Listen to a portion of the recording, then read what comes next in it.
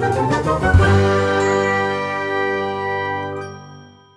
जंगल में एक पेड़ पर घोंसला बना के चिड़िया अपने बच्चों का देखभाल करके कहानियाँ सुना के अपने बच्चों के साथ खुशी से रहने लगी। हर रोज की तरह उस दिन भी आहार लेने बाहर जाते समय माँ चिड़िया अपने बच्चों को देखकर ऐसे कहने लगी, बच्चों, मैं आहार लेने जा रही हूँ, तुम घर में संभाल के रहना, कोई भी वस्तु को तोड़ना मत, सभी मिलके खेलो, ठीक है ना?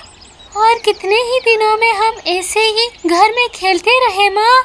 हाँ माँ, अभी हम बड़े हो गए हैं, हम बाहर जाके खेलना चाहते हैं, तो हमें घर में रख के ताला लगा के चली जाती है और फिर तो अंधेरा होने के बाद ही आएगी। दिन रात हमारी जिंदगी इस घोंसले में ही कट रही है माँ। बाहर कैसा है हमने कभी नहीं देखा, हमें कुछ भी नहीं पता माँ।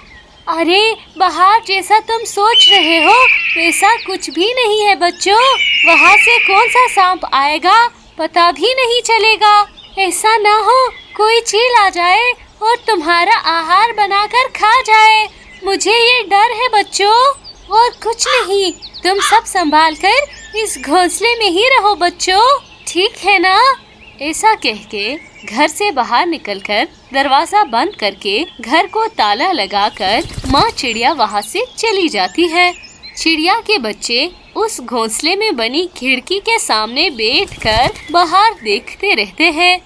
इस तरह समय बीतने लगा और रात होने लगी। इस तरह से रात को माँ चिड़िया अपने घोंसले में आती है, बच्चों को कहानियाँ सुना के आहार खिलाती है। इस तरह से कई दिन बीत जाते हैं। पिछले एक हफ्ते से उस जंगल में वातावरण पूरा बदल जाता है। बहुत जोर से बारिश होने लगती है। गरजते बादल, बिजलियों की रोशनी और जोरों की हवा से और जंगल पर निर्भर हुए पक्षियों की भूख की चीख से वो जंगल पूरा हिलने लगता है। एक हफ्ते से मुसलसल हो रही बारिश की वजह से किसी भी पक्षी को एक हफ्ते से आहार नहीं मिलता। एक पक्षी अपनी भूख मिटाने के लिए दूसरे पक्षी को मारने लगता है और अपनी भूख मिटाने लगता है। चिड़िया के बच्चे भूख से लथपथ थे, वे रोते रहते हैं। बच्चों को रोता देखकर माँ चिड़िया भी रोने लग जाती है। माँ, तेरी 4 बेटियों में से मैं ही छोटी हूँ, मुझे बहुत भूख लगी है माँ, मैं नहीं रह सकती। ऐसे बहुत दुखी होके छोटी चिड़िया आंखें बंद कर देती है और वे मर जाती है।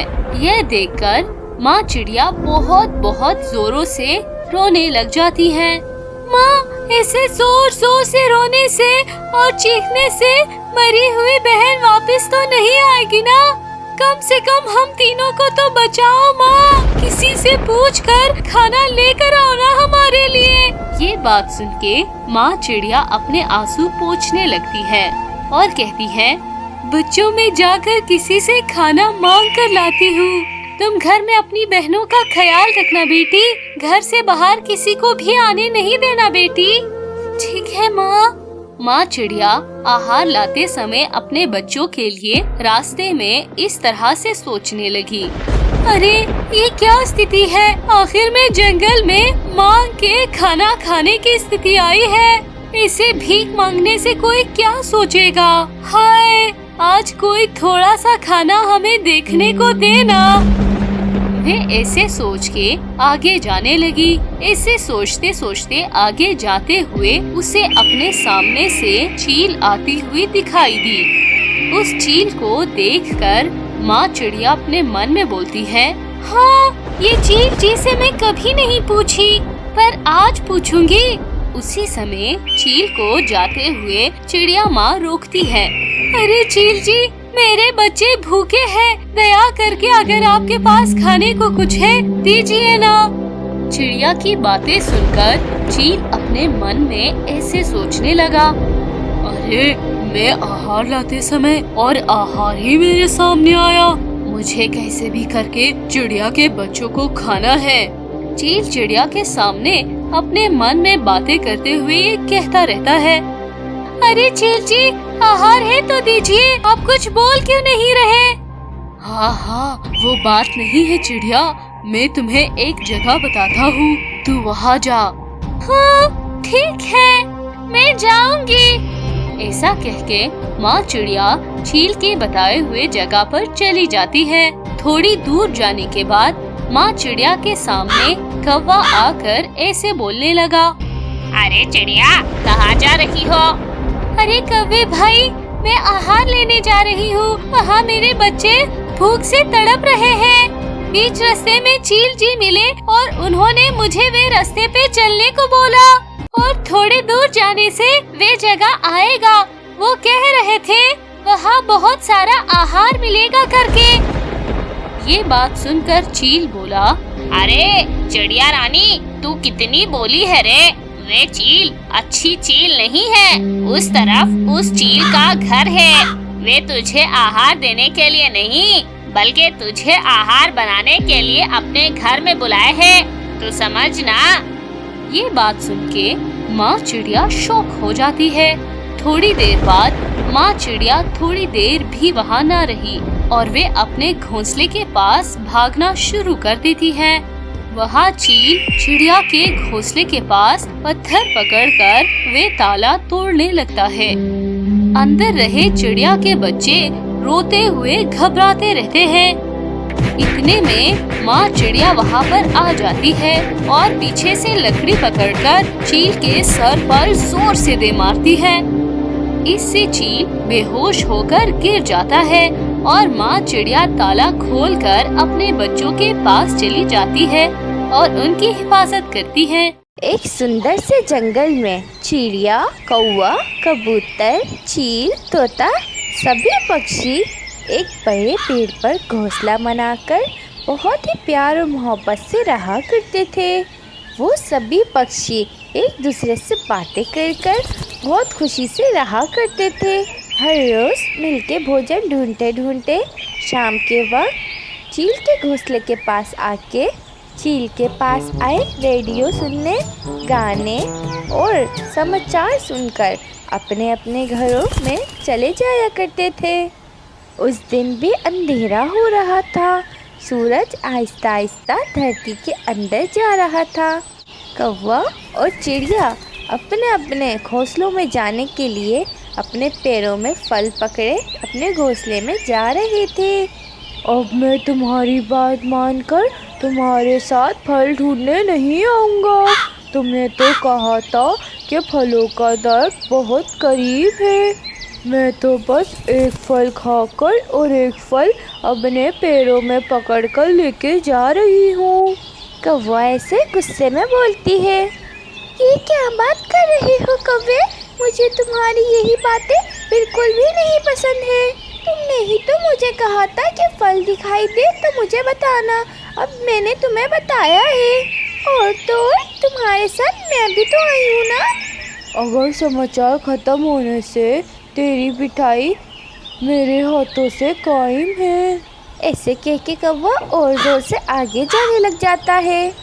चिड़िया ऐसे ही खामोश होकर चुपचाप उड़ने लग जाती है। इस तरह दोनों उड़ते जाते समय वहाँ चील के घोंसले में कबूतर और तोता और चील तीनों मिलकर रेडियो पे फिल्मी गाने सुन रहे थे। तब कौवा और चिड़िया चील के घोंसले में आते हैं। गाने शुरू हुए कितनी देर हो गई? कालू कौवे, बस थोड़ी देर पहले ही शुरू हुआ है। चील के घोंसले में सभी पक्षी मिलकर गाने सुनने लग जाते हैं। अचानक गाना बीच में बंद हो जाता है। अभी अभी मिला समाचार।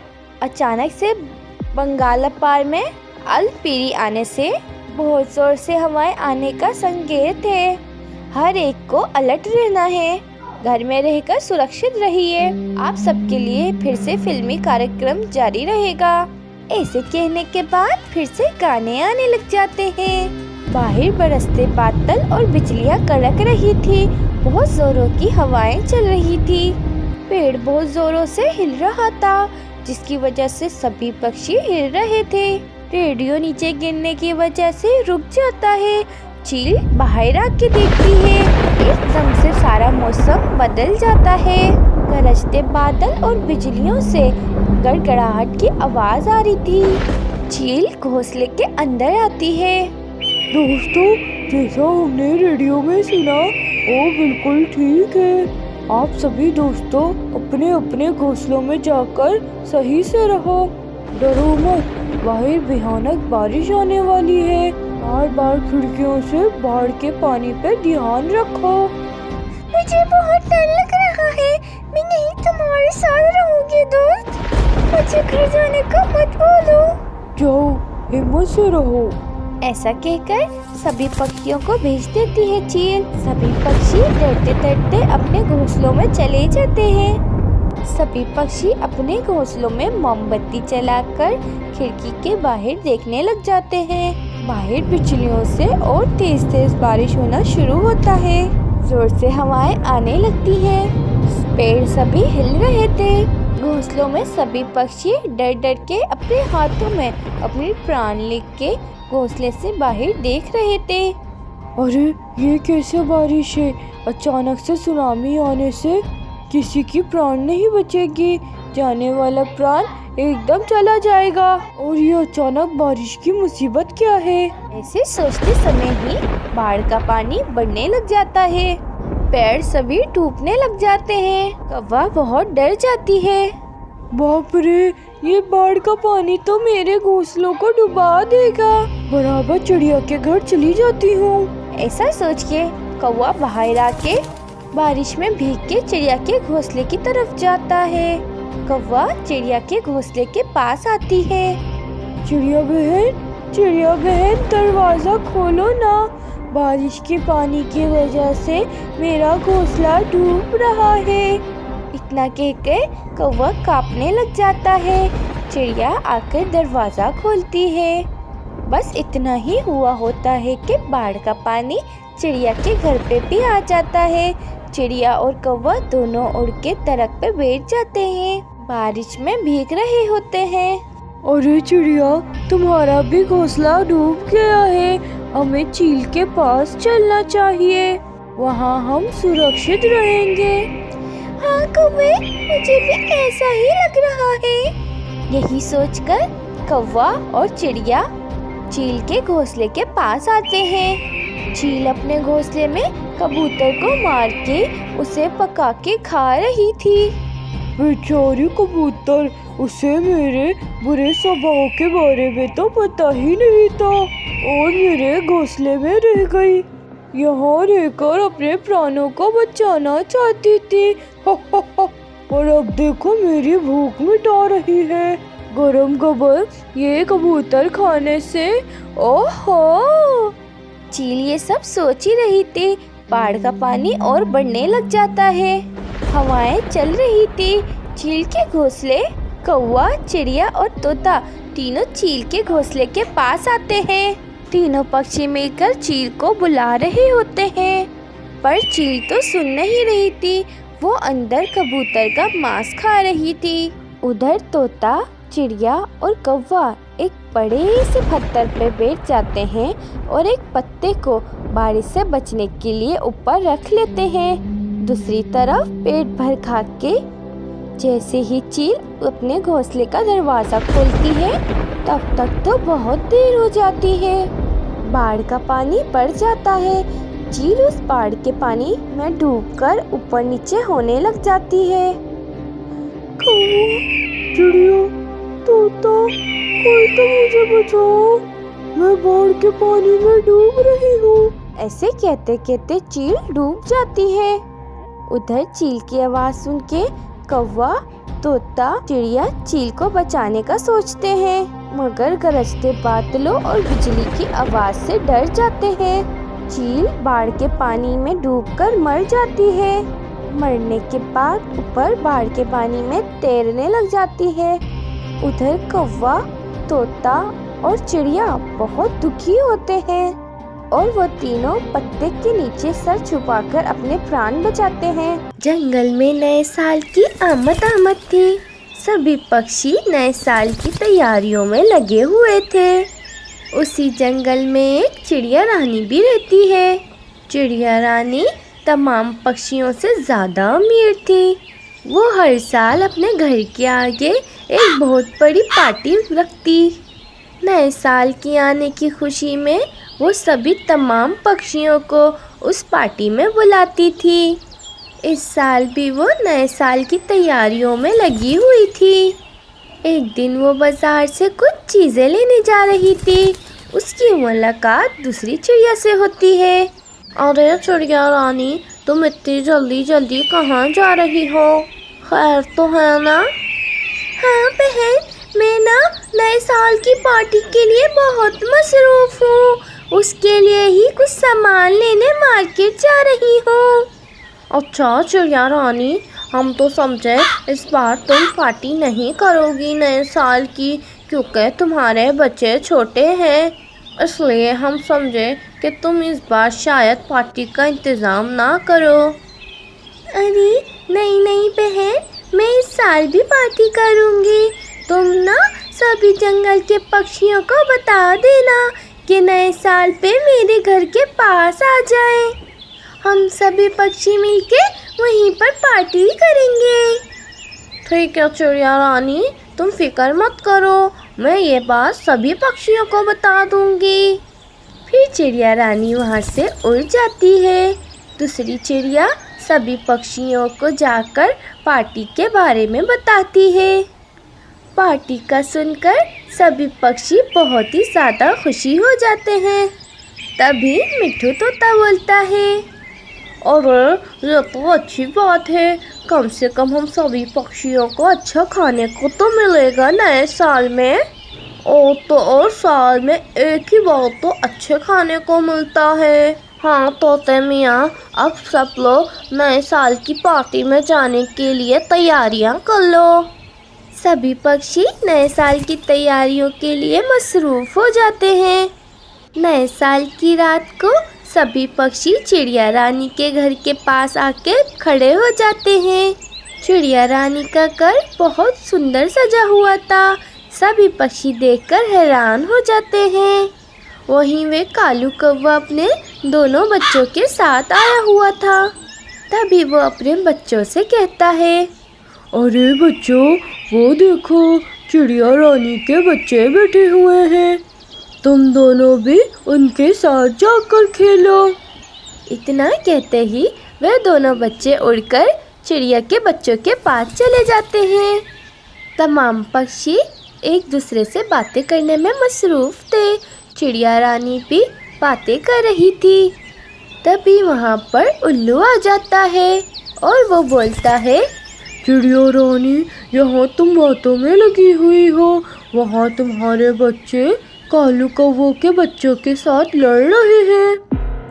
हाय उल्लू, ये तुम क्या कह रहे हो? मैं ठीक कह रहा हूँ, भले तुम खुद जाकर देख लो।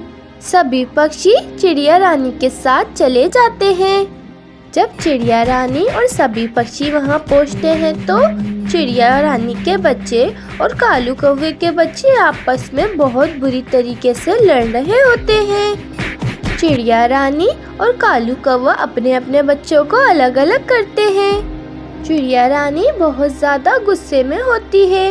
वो कालू कौवे से कहती है, अरे कालू कौवे, तुम्हारे बच्चों की इतनी हिम्मत कि वो मेरे घर पे आकर मेरे बच्चों से लड़ेंगे। तभी कालू कौवा उदास होकर बोलता है, अरे चिड़िया रानी, मुझे क्या पता था, मैंने तो इन दोनों को खेलने के लिए भेजा था। मैंने सोचा था दोनों बच्चे आपस में मिलकर खेलेंगे, मुझे क्या पता था कि ये दोनों मिलकर लड़ेंगे। अगर मुझे अंदाज़ा होता कि ये लोग लड़ेंगे तो मैं कभी तुम्हारे बच्चों के पास खेलने के लिए नहीं भेजता। तभी चिड़िया रानी गुस्से में बोलती है, कालू कौवे, तुम और तुम्हारे बच्चे यहाँ से चले जाओ। सभी पक्षी हैरान हो जाते हैं। तभी वहाँ पर चील बोलती है, अरे चिड़िया रानी, ये अपने बच्चों को यहाँ से लेकर कैसा चला जाए, अभी तो हमने खाना भी नहीं खाया है। मैं ये सब कुछ भी नहीं जानती, बस ये अपने बच्चों को लेकर यहाँ से चला जाए। सभी पक्षी परेशान हो जाते हैं। तभी एक बुजुर्ग मिट्ठू तोता वहाँ पर आता है और बोलता है, अरे चिड़िया रानी, तुम्हें ऐसा नहीं करना चाहिए। घर हुए आए मेहमानों को ऐसे निकालना नहीं चाहिए। आज रात से नया साल शुरू होने वाला है। अगर आज तुम लोग लड़ पड़ोगे तो नया साल कैसा गुजरेगा? बच्चे तो आपस में लड़ते ही रहते हैं, तो क्या तुम लोग भी बच्चों की तरह आपस में लड़ोगे? तभी कालू कौवा उदास होकर बोलता है, अरे नहीं मिट्ठू मियाँ, कोई बात नहीं, मुझे खाना नहीं खाना है। मैं अपने बच्चों को लेकर यहाँ से जा रहा हूँ। आ जाओ मेरे बच्चों, हमें यहाँ से चलना चाहिए। तभी चिड़िया रानी पे बूढ़े मिट्ठू तोते की बातों का असर होता है। उसे अपनी गलती का एहसास होता है और वह बोलती है, अरे कौवे मियाँ, रुक जाओ, नाराज मत हो, मैं अपनी गलती मानती हूँ, मुझे ऐसा नहीं बोलना चाहिए था। बूढ़े मिट्ठू मियाँ ने बिल्कुल ठीक कहा, बच्चे तो बच्चे होते हैं, हमें भी क्या बच्चों की तरह लड़ना चाहिए। अरे रानी चिड़िया, ऐसा मत बोलो, तुम्हें अपनी गलती का एहसास हो गया, इतना ही बहुत है। शुक्रिया कालू कौवे। अच्छा चलो सभी पक्षियाँ आ जाओ, खाने का वक्त हो गया है, वरना खाना ठंडा हो जाएगा। सभी पक्षी बहुत ज़्यादा खुश हो जाते हैं और मज़े मज़े के खानों से अपना पेट भरते हैं।